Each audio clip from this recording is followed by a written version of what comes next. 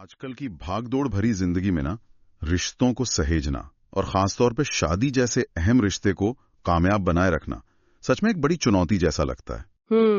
बिल्कुल। पर अच्छी बात यह है कि मनोविज्ञान मतलब जो मन को समझने का विज्ञान है वो हमें कई ऐसे कारगर तरीके बताते हैं जिनसे शादी के रिश्ते को न सिर्फ बचाया जा सकता है बल्कि और भी गहरा और मजबूत बनाया जा सकता है। हाँ, तो आज हम इसी बारे में थोड़ी गहराई से बात करेंगे, कुछ ऐसे मनोवैज्ञानिक सुझावों को समझने की कोशिश करेंगे जो शादीशुदा जिंदगी को खुशहाल बनाने में काम आ सकते हैं।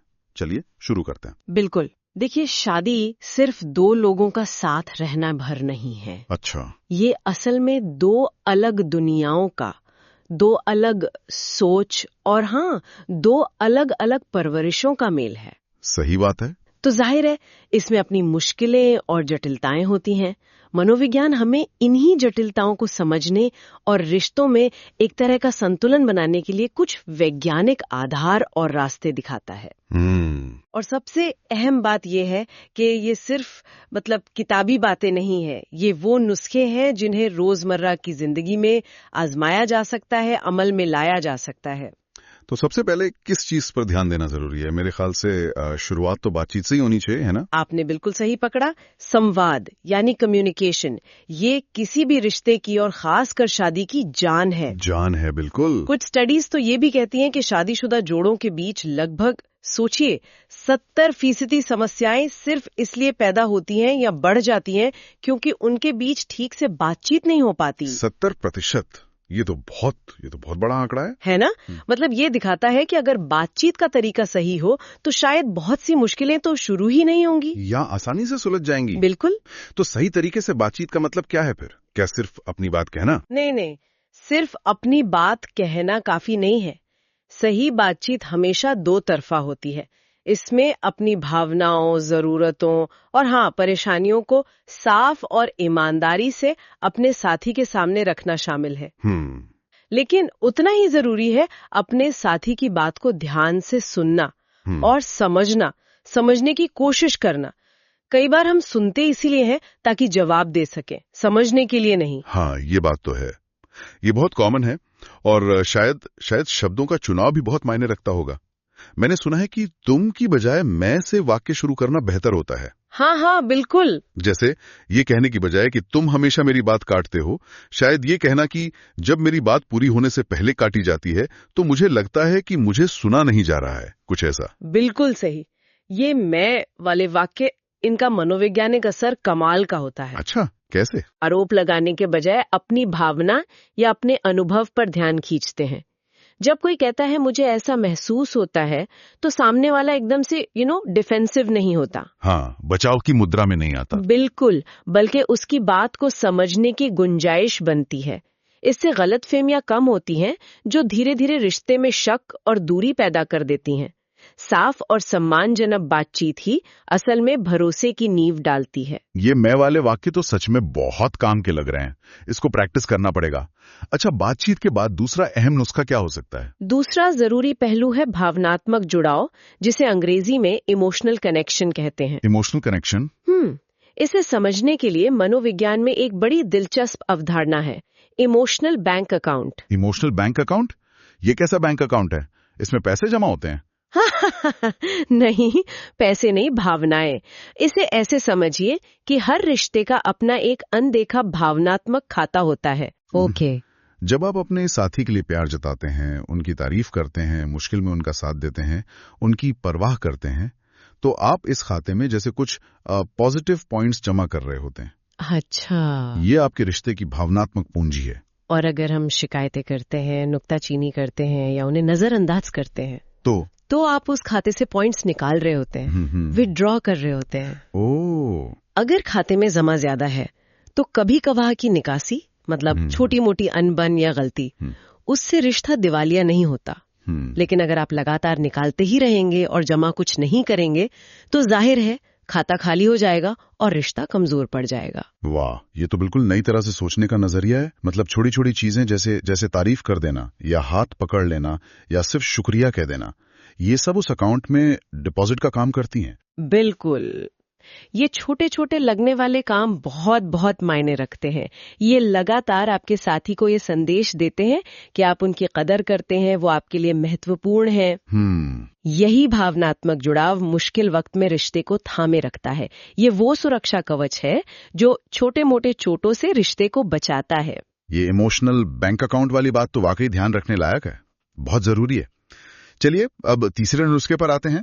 जिंदगी है तो मतभेद तो होंगे ही, है ना? हाँ बिल्कुल। पति पत्नी के बीच बहस या झगड़ा होना तो मतलब आम बात है। इससे कैसे संभाला जाए, ये अहम है। हाँ, ये बहुत जरूरी सवाल है। कोई भी रिश्ता ऐसा नहीं होता जिसमें कभी मतभेद या टकराव ना हो। फर्क इस बात से पड़ता है कि आप उस मतभेद को संभालते कैसे हैं। सही। यहाँ मनोविज्ञान का एक अहम सिद्धांत काम आता है। झगड़े के वक्त व्यक्ति पर हमला करने के बजाय मुद्दे पर, प्रॉब्लम पर ध्यान केंद्रित करना। इसका कोई उदाहरण दे सकते हैं थोड़ा और साफ करने के लिए? हाँ बिल्कुल। मान लीजिए किसी का साथी अक्सर घर देर से आता है। अब एक तरीका है ये कहना कि तुम हमेशा देर करते हो, तुम्हें तो मेरी कोई परवाह ही नहीं है। ये हुआ व्यक्ति पर हमला। Blame game. हाँ, दूसरा तरीका ये हो सकता है कि कहा जाए, जब तुम बिना बताए देर से आते हो तो मुझे चिंता होती है और अकेलापन लगता है। क्या हम इस बारे में कुछ बात कर सकते हैं कि ऐसा क्यों हो रहा है, या तुम मुझे पहले से बता सको? अच्छा, हाँ। यहाँ अपनी भावना बताई गई और समस्या पर बात करने का न्योता दिया गया, साथी पर सीधा हमला नहीं किया गया। समझ गया, यानी लहजा नरम रखना और इल्जाम लगाने से बचना। और गुस्से का क्या? गुस्से में तो अक्सर कड़वी बातें निकल ही जाती हैं मुंह से। यहीं पर सावधानी बरतनी होती है। मनोविज्ञान कहता है कि गुस्से में कहे गए बुरे शब्द या अपमानजनक बातें भले ही बाद में माफी मांग ली जाएं, वो दिमाग में लंबे समय तक अटकी रहती हैं। हाँ, वो याद रह जाती हैं। बिल्कुल, वो इमोशनल बैंक अकाउंट से एक झटके में बहुत बड़ी रकम निकाल ली थी। इसलिए कोशिश करनी चाहिए कि जब गुस्सा तेज हो तो बात करने से बचें, थोड़ा रुकें, शांत हों, टाइम आउट लें। हाँ, टाइम आउट लें और फिर मसले पर ठंडे दिमाग से बात करें। लक्ष्य झगड़ा जीतना नहीं बल्कि समाधान खोजना होना चाहिए, जिससे रिश्ता टूटने के बजाय और मजबूत हो। ये बात गांठ बांधने वाली है कि बुरी बातें ज्यादा याद रहती हैं, तो शांत होकर बात करना ही बेहतर है। अच्छा, अगला नुस्खा क्या है? चौथा नुस्खा है एक दूसरे के व्यक्तिगत स्पेस, यानी जिसे पर्सनल स्पेस या निजता कहते हैं, उसका सम्मान करना। हाँ, आजकल ये मी टाइम की बात बहुत होती है। लोग कहते हैं मी टाइम चाहिए। क्या शादी में भी इसकी जरूरत है? ऐसा लगता है शादी तो साथ रहने का नाम है। बिल्कुल जरूरत है। शादी का मतलब ये नहीं है कि दो लोग मिलकर एकदम एक हो जाएं और अपनी अलग पहचान ही खो दें। अच्छा। हर इंसान की अपनी पसंद नापसंद, अपने शौक, अपने दोस्त होते हैं। अपने साथी को यह आजादी देना कि वो अपने शौक पूरे कर सकें, दोस्तों से मिल सकें या कभी कभी सिर्फ अकेले वक्त बिता सकें, ये रिश्ते के लिए बहुत जरूरी है। बहुत ज्यादा रोक टोक या हर वक्त साथ रहने का दबाव वो रिश्ते में घुटन पैदा कर सकता है। यानी थोड़ा स्पेस देना, थोड़ी दूरी रिश्ते के लिए अच्छी है। सुनने में थोड़ा अजीब लगता है। हाँ, लेकिन ये सच है, क्योंकि जब किसी व्यक्ति को अपना स्पेस मिलता है तो वो तरोताजा महसूस करता है, रिचार्ज होता है। अच्छा। फिर जब वो वापस रिश्ते में आता है तो ज्यादा सकारात्मक ऊर्जा और उत्साह के साथ आता है। ये दिखाता है कि आप एक दूसरे के व्यक्तित्व का, उनकी इंडिविजुअलिटी का सम्मान करते हैं। यहाँ साथ होने और अपनी निजता बनाए रखने के बीच एक संतुलन साधना जरूरी है। बिल्कुल, ये संतुलन जरूरी है। एक तरफ स्पेस देना जरूरी है तो वहीं दूसरी तरफ शायद साथ में वक्त बिताना भी उतना ही अहम होगा। ये हमारा पांचवा नुस्खा हो सकता है, क्वालिटी टाइम। एकदम सही कहा, क्वालिटी टाइम। मनोविज्ञान इस बात पर बहुत जोर देता है कि साथ में अच्छे पल बिताना और साझा अनुभव मतलब शेयर्ड एक्सपीरियंसेस इकट्ठे करना रिश्ते की नींव को मजबूत करता है। ये कुछ भी हो सकता है, साथ में टहलने जाना, कहीं घूमने जाना, मिलकर खाना बनाना, कोई फिल्म देखना या बस साथ बैठकर बिना कुछ खास किए बातें करना। लेकिन इसमें क्वालिटी का क्या मतलब है? क्या सिर्फ एक ही कमरे में होना काफी है? मान लीजिए मैं टीवी देख रहा हूँ और वो फोन पर है। नहीं, वो क्वालिटी टाइम नहीं हुआ। क्वालिटी का मतलब है उस वक्त पूरी तरह से एक दूसरे के साथ होना। ओके। यानी आपका ध्यान अपने फोन, टीवी, लैपटॉप या काम पर नहीं, बल्कि सिर्फ अपने साथी पर हो। आप उनकी बातें सुन रहे हो, उनसे बातें कर रहे हो और उस पल को जी रहे हो साथ में। पूरी तरह से प्रेजेंट होना। बिल्कुल, ऐसे पल आपकी साझा यादें बनते हैं जो रिश्ते की कहानी को खूबसूरत बनाते हैं। और याद है वो इमोशनल बैंक अकाउंट? हाँ। ये क्वालिटी टाइम उस अकाउंट में एक बड़ी जमा पूंजी की तरह है। अच्छा, अब छठे नुस्खे की बात करते हैं। मैंने पॉजिटिव साइकोलॉजी में आभार यानी ग्रैटिट्यूड के बारे में पढ़ा है। सुना है ये बहुत पावरफुल है। क्या ये शादीशुदा जिंदगी में भी काम आता है? अरे ये सिर्फ काम ही नहीं आता, बल्कि ये सबसे शक्तिशाली नुस्खों में से एक है। आभार जताना और सराहना करना, अप्रिसिएशन। रोजमर्रा की जिंदगी में हम अक्सर साथी के किए कामों को फॉर ग्रांटेड ले लेते हैं, मतलब मानकर चलते हैं कि ये तो उनकी ड्यूटी है। हाँ, होता है ऐसा। लेकिन अगर हम रुककर सोचें और उनके छोटे छोटे प्रयासों के लिए भी उनका शुक्रिया अदा करें या उनकी तारीफ करें, तो इसका बहुत गहरा और बहुत पॉजिटिव असर होता है। जैसे कि कोई छोटा सा उदाहरण? जैसे, आज तुमने खाना बहुत स्वादिष्ट बनाया था, थैंक यू। या शुक्रिया, तुमने बच्चों को स्कूल के लिए तैयार कर दिया, इससे मुझे बहुत मदद मिली। या सिर्फ इतना कि मुझे अच्छा लगा कि तुमने मेरी बात ध्यान से सुनी। ऐसी छोटी छोटी बातें तो उन्हें लगता है कि आप उन्हें देख रहे हैं, समझ रहे हैं, उनकी कद्र कर रहे हैं, उन्हें वैल्यूड महसूस होता है। हाँ, ये तो है। जब कोई हमारी कोशिश को नोटिस करता है तो अच्छा तो लगता ही है, मोटिवेशन मिलती है। बिल्कुल। इसके पीछे का मनोविज्ञान यही है कि सराहना मिलने पर व्यक्ति को अहमियत महसूस होती है। इससे न सिर्फ उन्हें और अच्छा करने की प्रेरणा मिलती है, बल्कि रिश्ते में एक सकारात्मकता का, एक पॉजिटिविटी का माहौल बनता है। आभार जताना एक तरह से रिश्ते में खुशी और संतुष्टि के बीज बोने जैसा है। ये तो बहुत ही आसान और असरदार तरीका लगता है। इसे तो रोज किया जा सकता है। सातवां नुस्खा किस बारे में है? सातवां नुस्खा है लचीलापन और समायोजन, मतलब फ्लेक्सिबिलिटी और एडजस्टमेंट। फ्लेक्सिबिलिटी और एडजस्टमेंट। देखिए, जिंदगी हमेशा एक जैसी नहीं रहती। उसमें उतार चढ़ाव आते हैं, हालात बदलते हैं, नौकरी बदल सकती है, शहर बदल सकता है, स्वास्थ्य में दिक्कत आ सकती है। हाँ। एक कामयाब शादी किसी पत्थर की लकीर की तरह सीधी नहीं चल सकती, उसमें मोड़ आते हैं। इसलिए रिश्ते में लचीलापन होना बहुत जरूरी है। लचीलेपन से क्या मतलब यहाँ? क्या हर बात मान लेना या झुक जाना? नहीं, लचीलेपन का मतलब हर बात मान लेना या झुक जाना नहीं है। इसका मतलब है इस बात के लिए तैयार रहना कि चीजें बदल सकती हैं और हमें उनके हिसाब से ढलना पड़ सकता है।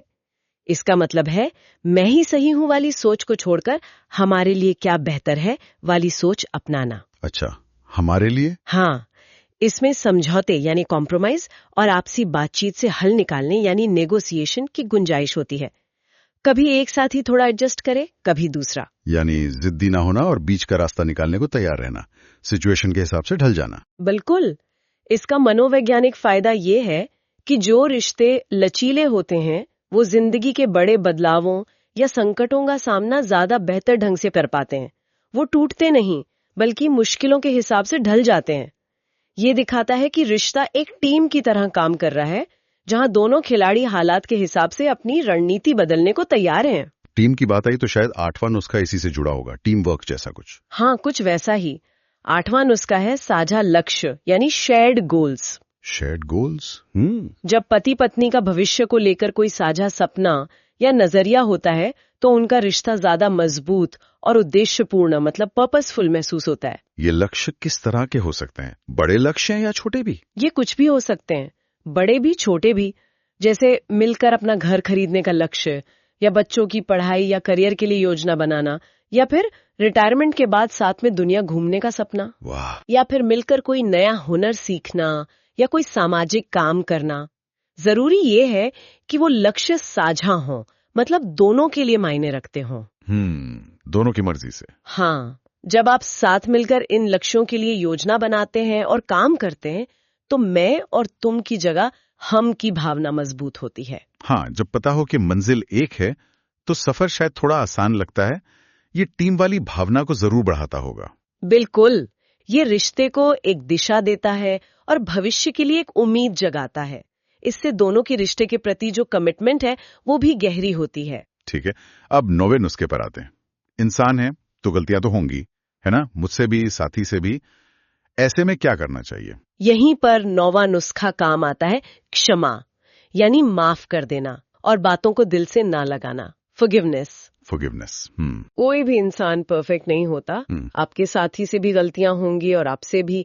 अगर हर छोटी बड़ी गलती को पकड़कर बैठ जाएंगे, पुरानी बातों को बार बार कुरेदते रहेंगे, तो रिश्ते में कड़वाहट घुल जाएगी। लेकिन माफ करना हमेशा आसान नहीं होता, खासकर अगर चोट गहरी लगी हो। ये सच है, आसान नहीं होता, कभी कभी वक्त लगता है। लेकिन मनोविज्ञान बताता है कि माफ कर देने से सिर्फ रिश्ता ही नहीं सुधरता, बल्कि माफ करने वाले का अपना मन भी हल्का होता है। अच्छा, अपना मन भी? हाँ, मन में गुस्सा या शिकायत पालकर रखना एक बोझ की तरह होता है जो आपके मानसिक सुकून को छीन लेता है।